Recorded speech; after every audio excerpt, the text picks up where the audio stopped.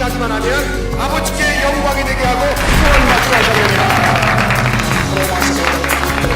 우리가 죄에 됐었을 때 예수 그리스도께서 우리를 위하여 죽으심으로 말미암아 하나님께서 우리에게 그 자기의 사랑을 확증하십니다. 하나님의 그 축복을 우리가 다 받게 되시기를 주님의 이름으로 축원합니다.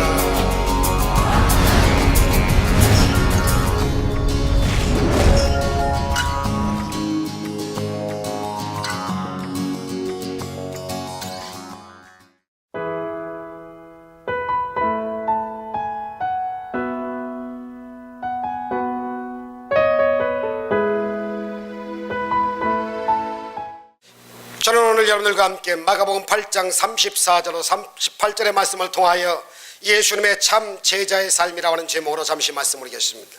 오늘날 교회 교인이나 신자는 아주 많은데 제자가 적다는 말이 요즘에 많이 들립니다. 그 말은 예수를 믿는 사람은 많은데 예수님처럼 사는 작은 예수처럼 예수의 향기와 향기를 나리며 사는 사람이 좀처럼 없다고 하는 증거입니다. 여러분, 제자가 뭘까요? 제자는 스승의 가르침을 그대로 지켜 그 가르침을 받은 대로 실천하며 사는 것을 제자라고 말을 하는 겁니다.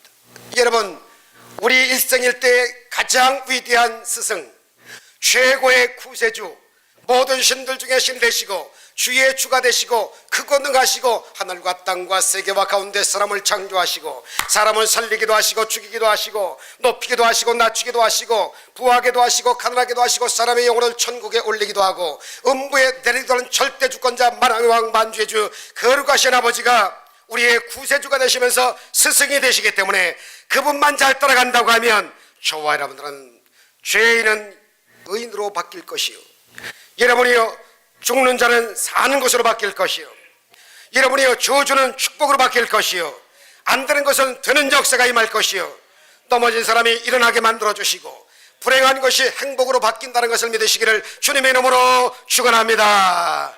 그런데 제자의 길을 가려면 우리는 때때로 어려움을 당하기도 합니다. 믿지 않는 동료에게 침뱉음을 받습니다.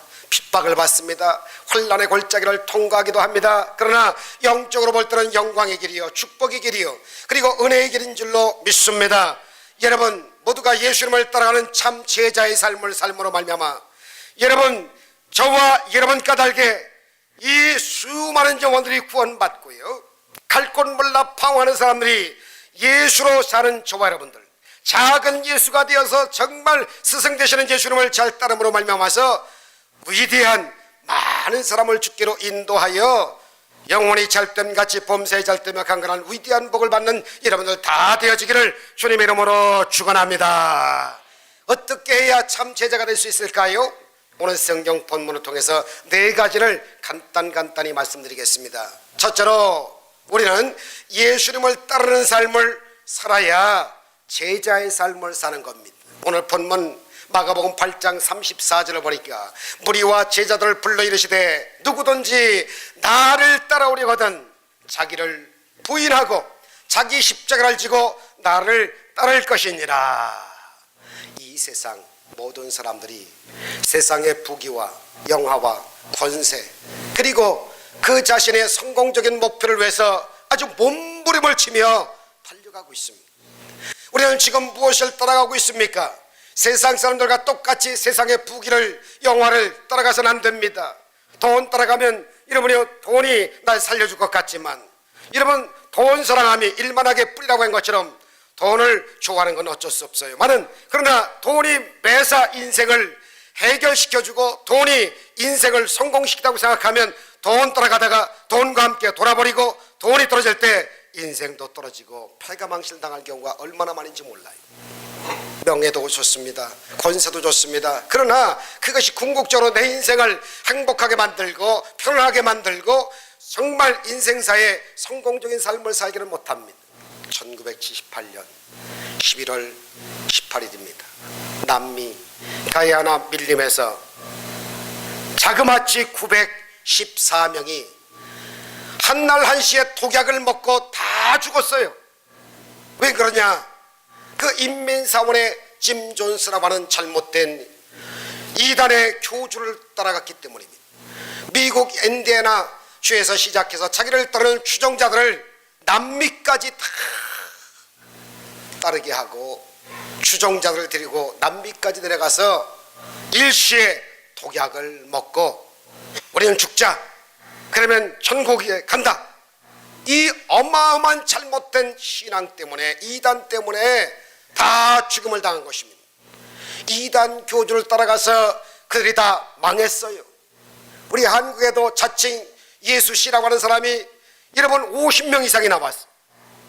지금도 뉴욕의 일대에도 얼마나 많은 이단들이 날치는지 몰라요.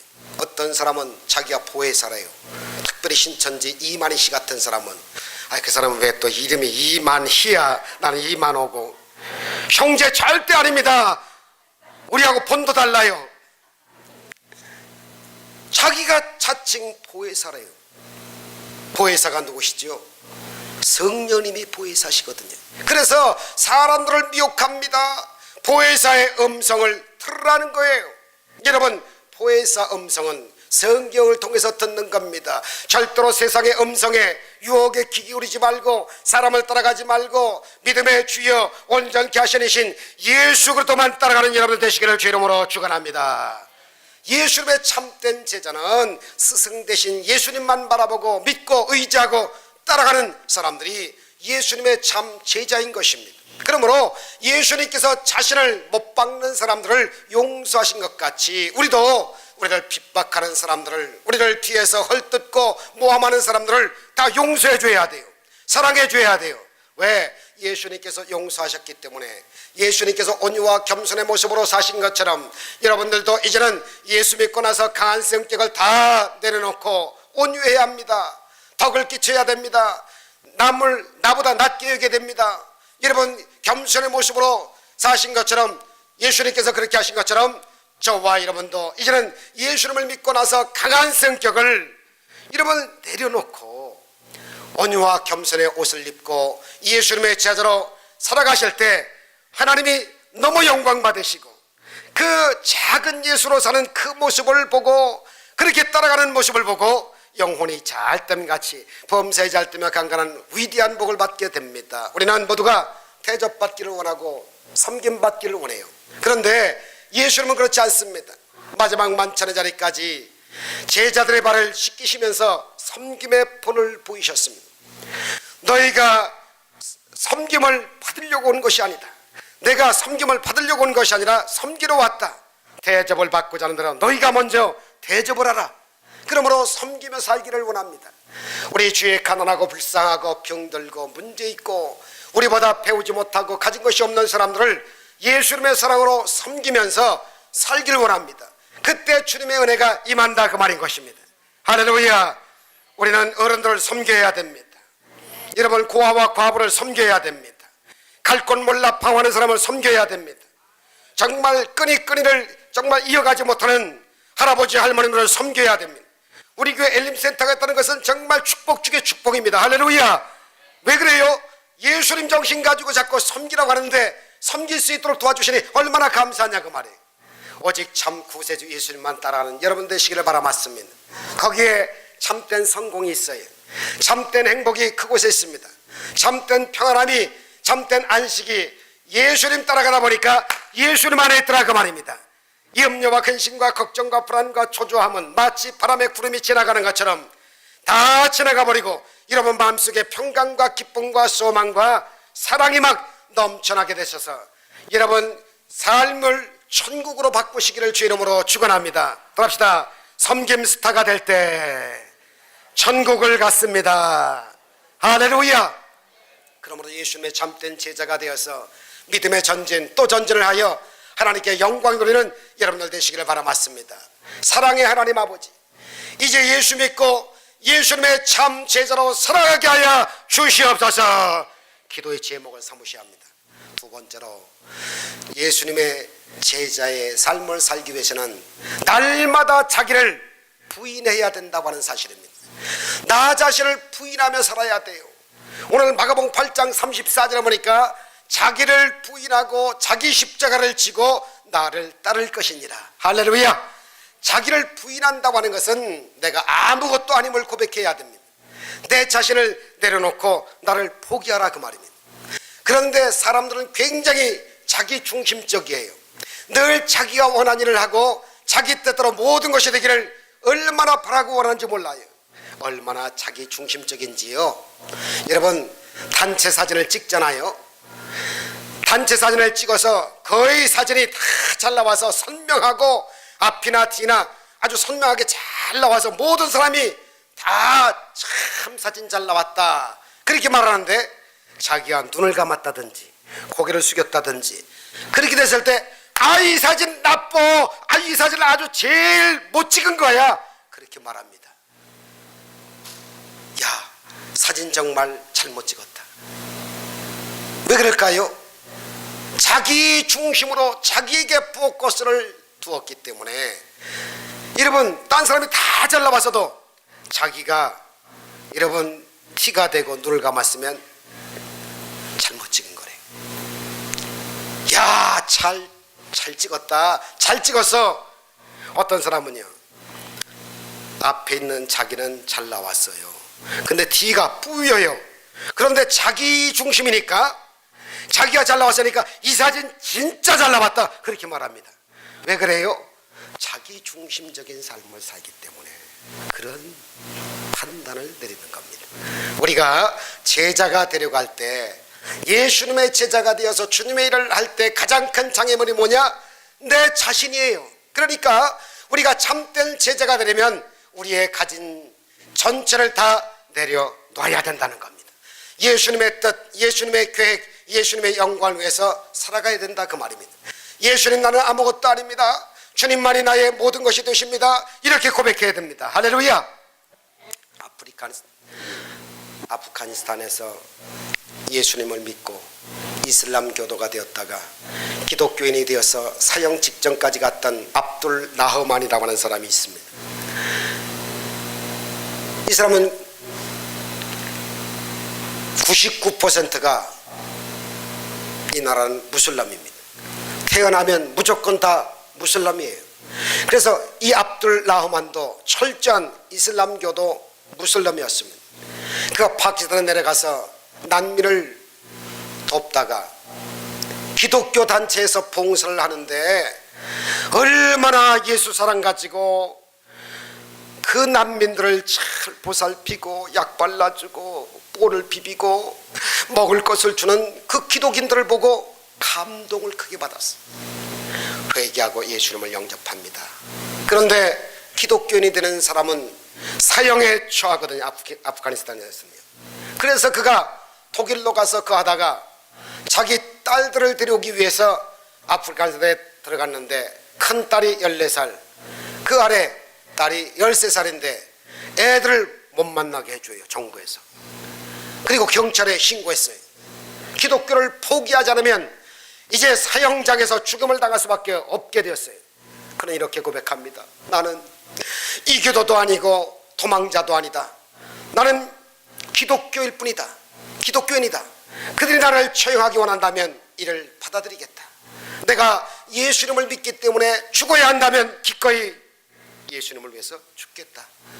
이 소식이 매스컴을 타고 전 세계에 퍼져나갔습니다. 그래서 미국과 영국 각 나라에서 아프가니스탄에 이 사람을 죽이지 말라고 막 요청해 편지, 팩스, 이메일, 컴퓨터, 전화를 막 하기 시작했습니다. 그래서 많은 크리스찬들이 그를 위해서 기도하기 시작합니다. 세계적인 그러한 이슈가 되고 여론이 불리해지니까 아프가니스탄 법원은 죄목을 기각해버리고 외국에 추방해버리고 내쫓아버렸어요. 이탈리아로 이제 망명하게 되었는데 결국 부인과 두 딸은 영영이 만나지 못하게끔 정부에서 놔주질 않습니다. 예수님 때문에 결국 가족을 희생하면서까지도 십자가를 지는 삶을 살게 된 것을 볼 수가 있습니다. 여러분, 때로는 내 물질, 내 시간, 내 재능, 내 가진 전부를 예수님을 위하여 포기를 할 때가 올지도 모르겠습니다. 우리가 예수님을 바라보면 예수님은 모든 것을 다 내어놓으셨습니다. 빌립보서 2장 5절로부터 6절, 7절, 8절을 볼 것 같으면 그는 근본 하나님의 본체이시나 하나님과 동등됨을 취할 것으로 여기지 아니하시고 오히려 자기를 종의 형체로 내려 앉았습니다. 사람들과 같이 되셨고 사람의 모양으로 나타나사 자기를 낮추시고 죽기까지 복종하셨으니 곧 십자가의 죽으심이라. 할렐루야. 우리가 예수님을 따르려면 이처럼 철저히 나 자신을 부인해야 되는 것입니다. 내려놓아야 되는 것입니다. 자기를 부인한다는 것은 예수님이 나의 삶의 주인이 되기 때문에 모든 결정을 우리 주님께 맡겨드리고 우리 주님이 기뻐하시는 일을 가닥 잡아 그 길로 선택하여 가는 것이 참 제자의 모습인 것입니다. 사도 바울은 예수를 믿고 난 다음 변화의 삶의 모습에서 그의 일생의 신앙의 고백인 갈라디아서 2장 20절 여러분들도 잘 아실 겁니다. 내가 그리스도와 함께 십자가에 못 박혔나니 그런즉 이제는 내가 사는 것이 아니요 오직 내 안에 그리스도께서 사신 것이라. 이제 내가 육체 가운데 사는 것은 나를 사랑하사 나를 위하여 자기 자신을 버리신 하나님의 아들 믿는 믿음 안에서 사는 것이라. 할렐루야. 그렇습니다. 오늘도 자기를 너무 주장하지 말고 나를 너무 내세우지 말고 십자가의 내 모습을 감추시고 주님 따라가는 여러분들 되시고 주님만 내세우는 여러분들 되십시오. 빌립보서 3장 3절에 예수님께서 말씀하시기를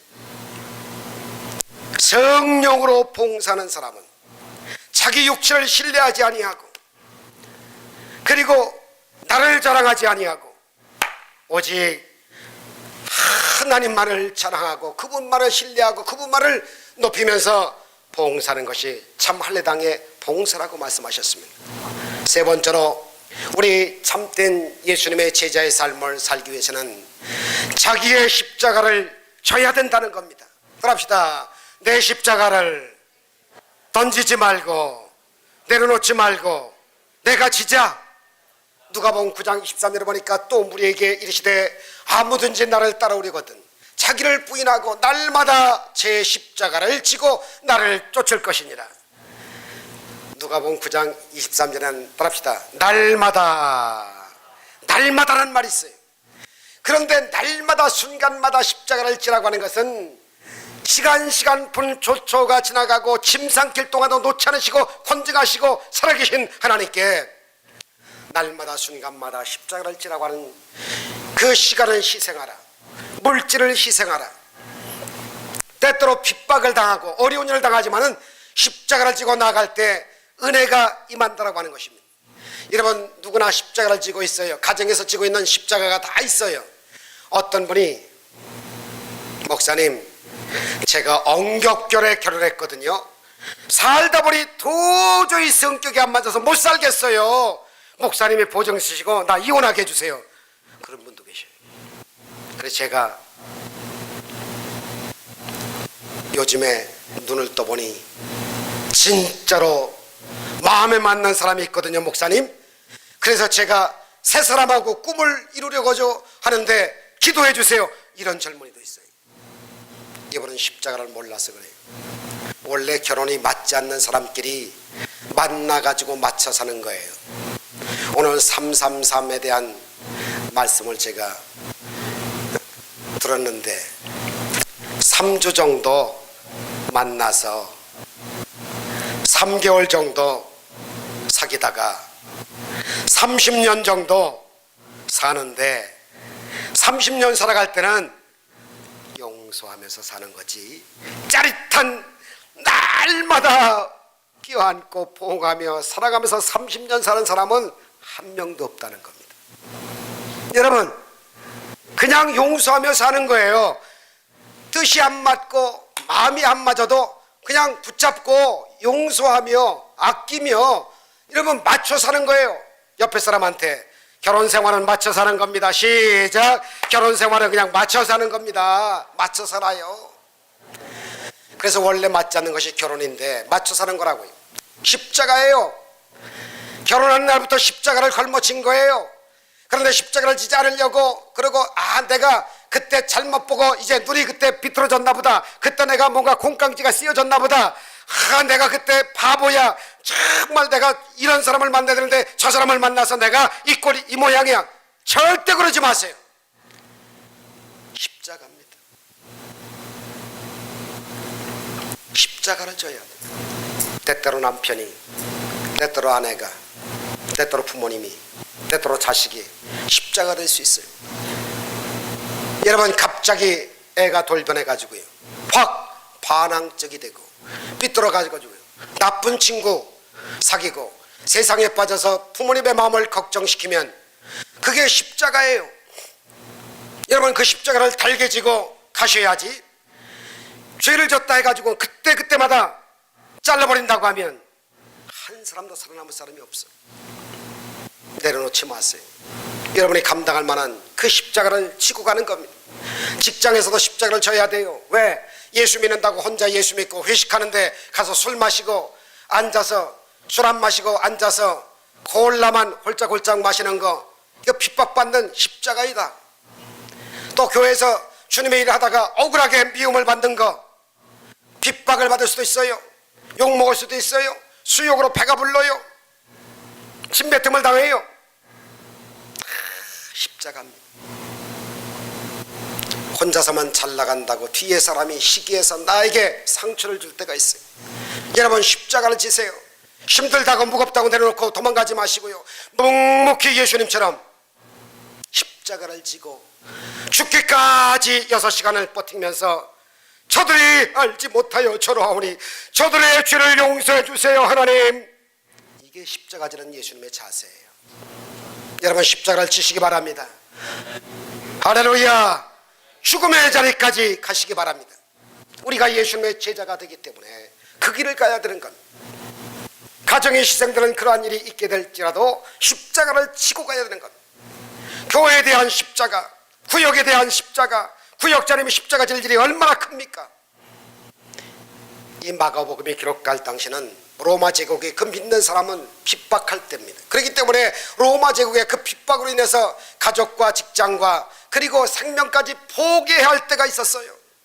그런 십자가를 끝까지 지고 죽음을 죽으리라 하고 끝까지 달려갔던 겁니다. 그럼에도 불구하고 십자가를 지었을 때 주님께서 엄청난, 그때부터 기적이 일어난다 그 말입니다. 축복이 임한다 그 말인 것입니다. 십자가를 지지 않고 우리가 주님을 따를 수는 절대 없습니다. 여러분, 예수를 믿는데 십자가를 지지 않으면 우리 믿음이 성장하지 않습니다. 정말 평강다운 평강, 기쁨다운 기쁨, 축복다운 축복, 능력다운 능력은 십자가를 질 때 다가오는 겁니다. 그 사명이 이룰 때까지 십자가를 지고 오직 주님만 바라보시고 승리하며 살게 되시기를 주 이름으로 축원합니다. 마지막 4번째, 예수님의 참 제자의 삶을 사는 사람은 예수 그리스도와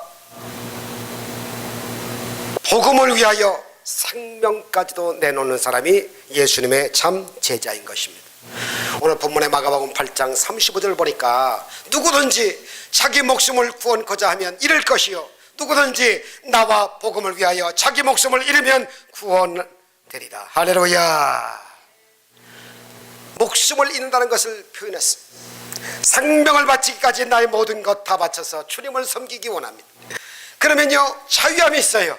우리가 자꾸 세상 것에 관심 갖고 움켜쥐려고 하니까 모든 게 다 힘들어요.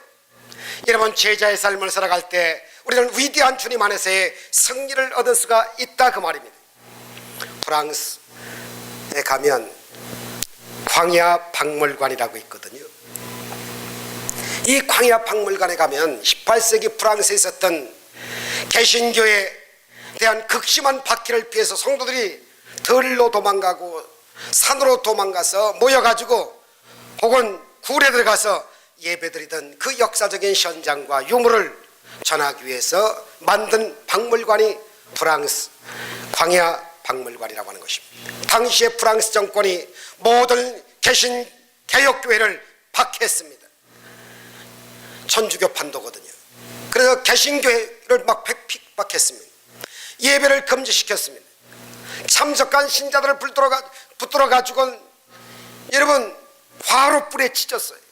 화형을 했습니다. 그 다음에 화살 쏴서 죽이고 칼로 찔러 죽이고 그들에게 가스불에 들어가게 해서 그냥 전부 질식해서 어마어마한 신자들을 붙들어서 그들에게 형벌을 주었습니다. 만약에 목사들이 잡히기만 하면 특별히 제작된 형틀에서 모든 뼈가 부스러지도록 마지막에 참수형을 당해서 다 죽여버립니다.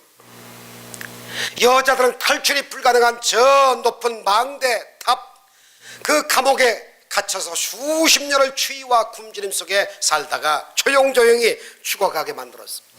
남자들은 예외 없이 끌려가서 프랑스 왕의 그 큰 배 밑창에서 죽을 때까지 손목과 발목에 쇠고랑을 찬 채 노를 젓다가 그곳에서 그냥 죽어가면 바다에다가 던져가지고 상어 밥이 되게 만들었어요.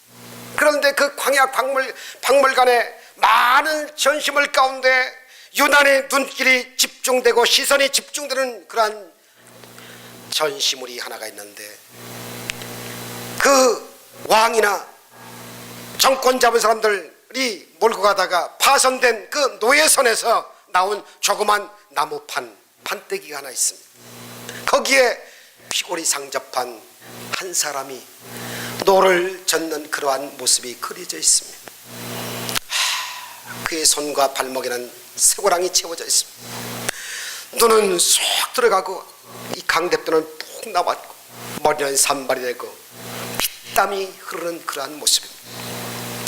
그런데 그 밑에 이런 글이 써져 있는 거예요. 이 글을 보는 사람마다 다 가슴이 뭉클뭉클합니다. 주님, 저로 하여금 제 손목에 쇠고랑을 당신과의 혼인반지로 내가 삼겠나이다. 제 발목에 쇠고랑을 당신의 사랑의 사슬로 여기고 여기서 죽어도 좋사오니 주님이 나와 함께 혼인해 주시고 주님이 나와 함께 결혼해 주시고 주님이 나와 함께 동고동락하는 이러한 삶을 살게 해주셔서 고난이 다가와도 환난이 다가와도 고통이 다가와도 끝까지 참겠나이다. 할렐루야. 그런 신앙을 지키기 위해서 목숨까지도 아낌없이 내어놓고 헌신하는 삶을 살았던 것입니다. 여러분, 살려고 몸부림치니까 문제지 죽겠다고 결심하면 뭐가 두렵겠습니까? 죽겠다고 결심하면 남이 나를 욕하든지 물거뜯든지 무슨 상관이, 내가 살아있기 때문에 문제가 되는 겁니다. 내가 나라고 자꾸만 나를 알아달라고 나를 내세우고 나 중심으로 삶을 펼치다 보니까 항상 문제가 생기는 거 아니겠어요? 십자가에서 죽으시기 바랍니다. 죽겠다고 결심하면 남이 나를 욕하든지 여러분이요 어떻게 하든지 상관이 없어요. 내가 죽었는데, 내가 죽고 나면요 자유함이 있어요. 누가 나를 욕하거나 핍박하거나 흔들거나 아무런 상관이 없어요. 왜? 나는 영적으로 죽었으니까요. 내 정신이 죽었으니까요. 내 육체가 죽었으니까요. 그런데 여러분, 사도 바울이 고린도전서 15장 31절에 말했습니다. 형제들아, 내가 그래도 예수 우리 주 안에서 가진 바 너에게 대한 나의 자랑을 두고 단언하노니 따라서 하십니다. 나는 날마다 죽노라. 할렐루야. 예수님 십자가 안에서 매일매일 시간 분분 초초마다 죽는 그 사람이 여러분 뭐 앙탈할 게 뭐가 있겠어요? 날마다 죽었더니 십자가에서 부활이라고 하는 축복을 주십니다. 할렐루야. 내가 십자가에서 죽었는데 십자가에서 자꾸만 부활시켜 주세요. 심령도 부활되게 하시고 생활도 부활되게 만들어 주시고 육체의 건강도 부활되게 만들어 주시고요. 놀라운 일들을 이루어 주신다 그 말이에요. 낙심하지 맙시다. 절망하지 맙시다. 포기하지 맙시다. 뒤로 물러가지 맙시다. 예수님의 잔제자가 되어서 날마다 여러분 자신의 십자가에 못 박고 주님과 함께 부활하셔서 주님과 함께 십자가를 지고 주님 가신 그 길을 걸어가는 예수님의 정말 참된 참제자 되셔서 여러분 많은 사람도 열매를 많이 맺혀가지고요 열매를 따서 다 음미하며 나눠주시고 그리고 하나님께는 영광이 되게 하시고 여러분이 죽음으로 말미암아서 주위에 수많은 영혼들이 다 살아서 정말 부활의 능력이 여러분들을 통해서 나타나셔서 하나님께 영광이 되는 복된 멋있는 크리스찬의 행진이 이루어지기를 주님의 이름으로 축원합니다. 모든 이름으로 예수 이름을 주라. 확신하기만 하면 아버지께 영광이 되게 하고 구원받게 하시옵니다. 우리가 아직 죄에 됐었을 때 예수도 똑돼서 우리를 죽으심으로 만나면 하나님께서 우리에게